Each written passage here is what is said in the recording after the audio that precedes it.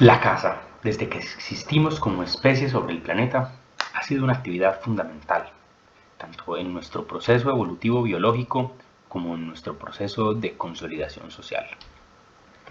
Esta actividad, entendida como la captura de un animal vivo o muerto, posibilitó, según la hipótesis del cazador de Robert Tardrey, tanto el proceso de pasar de vivir en los árboles a vivir en la sabana, como el surgimiento de artefactos que se han vuelto evolutivamente culturales, en el sentido de que no podemos desaprenderlos: las armas. Además, y sobre todo, ser animales cazadores conllevó al surgimiento de la división sexual del trabajo. Los machos homínidos se dedicaban a la caza en manada, mientras las hembras tenían el rol de guardianas de las nuevas generaciones, del cuidado de la vida, y esta es sin duda una de las dinámicas e ideas más reproducidas y socialmente aceptadas, hasta nuestros días, que el hombre caza, provee o lucha mientras la mujer cuida. Revisando brevemente la historia de la caza, esta actividad ha tenido una multitud de significados a través del tiempo. Para la cultura occidental, la caza ha significado supervivencia, siendo una actividad proveedora de alimento, de materias primas como pieles, huesos y tendones. Ha sido entendida como una actividad de poder, ya que los cazadores, siendo quienes proveen el sustento, han sido personas de relativa relevancia en las comunidades a las que pertenecen. La caza ha sido también una demostración de habilidades específicas, la habilidad de sobrevivir en la naturaleza y de conseguir recursos a partir de esta. Ha sido entendida como un ritual, como un paso a la adultez, como una demostración de que un individuo es autosuficiente y de que puede aportar a la comunidad. Durante la Edad Media, la caza adquirió cada vez más un carácter de ocio, reservado sin duda a las élites aristócratas. Se consolidó el carácter deportivo de esta y las técnicas se hicieron cada vez más específicas. Las armas evolucionaron para ser más eficientes. Debido a la posesión de tierras exclusivamente por parte de los nobles, a los altos costos de las armas, de los perros y de los caballos, así como leyes que directamente prohibían la participación de plebeyos en la caza, en este periodo de tiempo la caza se consolidó como una actividad de élite. A medida que las armas evolucionaron, se volvió más fácil cazar, y particularmente durante la modernidad industrial surge la necesidad de regular la fauna, y por ende la caza. Las sociedades imperialistas europeas exportaron la cultura europea de la caza por las colonias distribuidas por todo el mundo. Los afanes cientificistas llevaron a cazar para clasificar las entre comillas nuevas especies descubiertas, pero además para proteger los campos y rebaños, y como no, por placer. Es desde esta época, mediados del siglo XIX, cuando la caza deportiva, aquella que se realiza solo con el fin de su realización misma, gana muchísima popularidad. Con la consolidación de la clase media, la cultura de la caza se expande socialmente, se democratiza un poco. Asimismo comienzan a verse cambios, se comienzan a promover ideas sobre una caza ética y sostenible. Durante este periodo industrial, debido al hipercrecimiento de las ciudades y a la democratización parcial de la caza, surgen los clubes de caza, tiro y pesca. Surgen en el contexto británico, pero ya a comienzos del siglo XX se han popularizado en el resto del mundo. Estos espacios responden a la necesidad social de practicar actividades al aire libre, como una respuesta a la nueva vida en las grandes urbes y metrópolis. Funcionan como un espacio para legitimar el nuevo estatus social de las clases medias emergentes. Son un puente institucional entre los cazadores y el gobierno, y regulan las propias actividades de la caza, entendida como un deporte. Para eso se puede ver a Norbert Elias. Y sobre todo, son un espacio donde se consolidan ideales y se refuerzan las ideas masculinas de la fuerza, el valor, la resistencia física y mental, la disciplina. Valores que socialmente son asociados con la virilidad. Siguiendo las ideas de Callum Mackenzie, estos espacios refuerzan la idea de fraternalismo, consolidan las identidades masculinas y son un espacio que legitima la división de los roles de género, siendo excluyente con las mujeres, con los valores e ideales ligados al hogar y a la feminidad. Son espacios que refuerzan la segregación machista y que relegan a la mujer y a lo femenino a ser, en términos de Simone de Beauvoir, un otro, un mero espectador o un personal de apoyo. Las nuevas comunidades de caza que se consolidaron durante este periodo muestran varios cambios de mentalidad. Por una parte, los intereses científicos juegan un papel importante, surgen museos y colecciones que parten de naturalistas, que además eran cazadores, pero también se reconoce el impacto que han tenido las actividades humanas en la naturaleza, y empiezan a surgir tanto desde las instituciones gubernamentales como desde los propios cazadores nuevas propuestas de conservación, de caza ética, tanto para no acabar con los ecosistemas como para que la práctica de la caza no deje de existir. En el ámbito de estas nuevas reflexiones se pone en discusión la participación femenina en una actividad que, en palabras de Fitzgerald, ha sido una reserva para los ideales masculinos. En el contexto estadounidense, dos factores influyeron profundamente en este aspecto. Por un lado, el proceso de expansión de frontera hacia el oeste, y por otro, el comienzo de una revolución sufragista. La expansión hacia el oeste implicó que muchas mujeres tuviesen que adoptar comportamientos que no eran socialmente vistos para sobrevivir, como cazar, por ejemplo.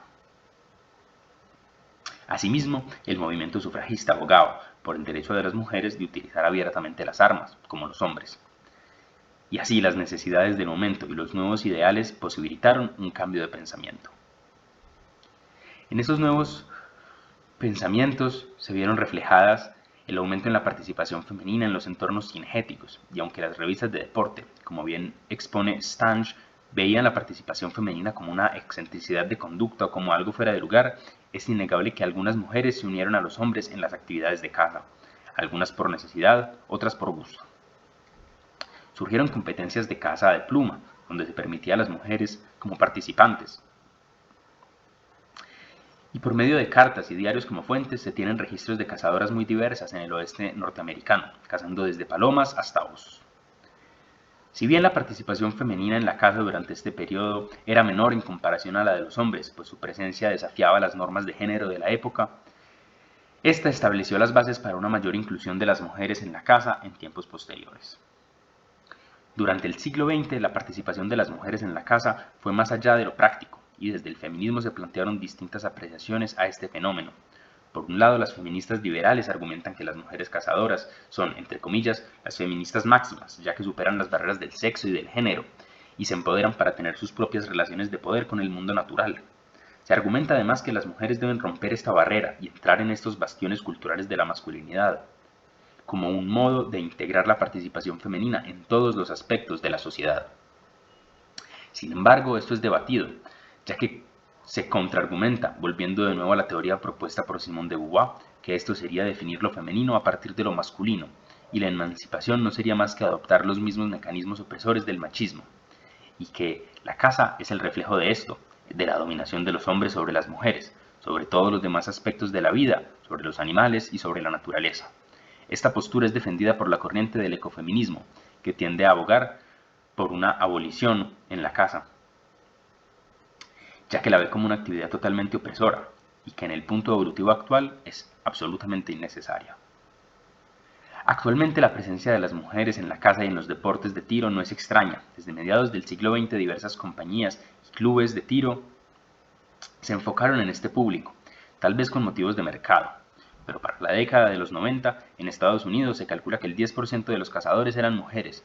Como lo explica Fitzgerald, esto puede deberse a ese carácter transgresor de las normas establecidas, que significaban las mujeres cazadoras, y también a unas necesidades de una sociedad cada vez más urbanizada, en la que las actividades al aire libre seguían tomando popularidad. En el caso colombiano se ha identificado que los clubes, como espacio central de las prácticas cinegéticas deportivas, si bien fomentaban las competencias de tiro, caza y pesca y permitían la presencia de mujeres como miembros del club, no las hacían realmente partícipes de las actividades, especialmente de las cinegéticas. Y cuando hacían parte de las prácticas de tiro, por ejemplo, lo hacían acompañadas de hombres. La participación era más como una excentricidad, como una cosa divertida del momento. Asimismo, en las competencias de caza, las mujeres eran acompañantes, casi un trofeo de los hombres. Se las puede ver junto a los trofeos y a las escopetas, símbolos del estatus del cazador. Puedo afirmar que en el contexto colombiano se perpetra el carácter segregador entre hombre y mujer, y aunque seguramente hay mujeres cazadoras en contextos rurales, no se han podido encontrar registros de una real participación de las mujeres en el ámbito de la caza deportiva.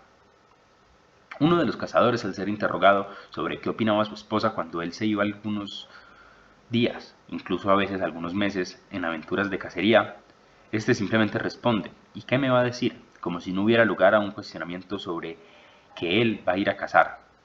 También menciona que a veces su esposa lo acompañaba, pero que ésta sobre todo le gustaba pescar o ayudarlo a arreglar los animales ya abatidos. Al preguntarle en cambio a la esposa de un cazador sobre por qué ella no cazaba, simplemente tiene a bien responder que eso era cosa de hombres, que las escopetas pateaban muy duro y que aunque a ella sí le gustaba disparar, prefería las pistolas. y coincide con el primer cazador entrevistado y con lo propuesto por Callum Mackenzie, que dice que a ella también le gustaba pescar y que eso era una actividad mucho más femenina. Tal vez es la falta de educación o de conciencia de género por parte de hombres y de mujeres la que ha incidido en que la participación femenina en los ámbitos cinegéticos en Colombia sea tan baja. La caza sin duda es una actividad polémica, con discusiones que no han terminado, como las posturas presentadas anteriormente entre las feministas liberales y las ecofeministas, pero sin duda la participación de nuevas voces históricamente excluidas a la hora de pensar la caza y sobre todo de practicarla son fundamentales, ya que eso significa darle nuevos enfoques y nuevas perspectivas tanto sociales como ambientales a una actividad históricamente hermética y dominada por hombres blancos, occidentales y tendencialmente ricos.